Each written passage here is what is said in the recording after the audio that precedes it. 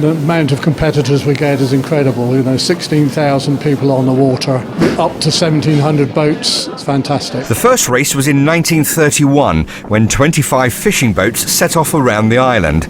Since then, the event's grown and now attracts the fourth largest number of competitors to any sporting event in the UK. We actually have to publish the dates of the races 5 years in advance. Dave Atkinson is on the steering committee at the Island Sailing Club. We have to give the shipping companies a notice of what's going on, because thanks to ABP, they actually shut down the centre Solent so that no ships can come through. And it's a date that sailors around the world mark in their diaries.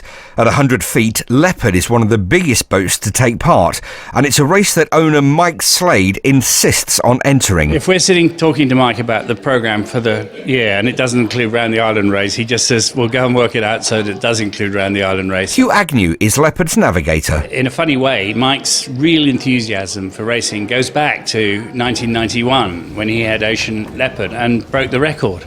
And really, we've never wiped the smile off his face since, and it's still for him a really, really important race in the calendar. A vast armada of yachts, over 350, provided a magnificent spectacle as they set off on the 60-mile round the island race. Race for all is the slogan for the event.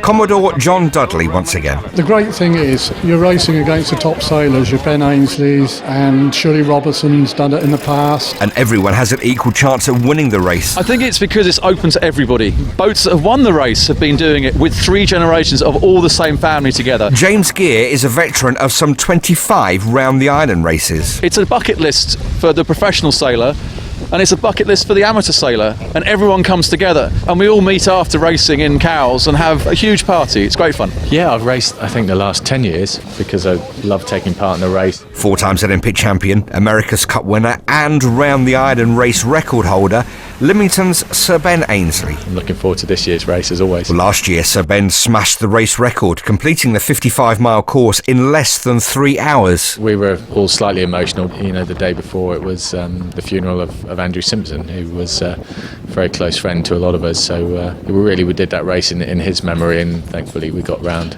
and broke the record in Andrew's memory, and it turned out to be a very special day. Now it's a race that's as much a day out for those watching as it is for those taking part. Dave Atkinson again. 7 o'clock in the morning and people want to go and sit on the beach at Hurst.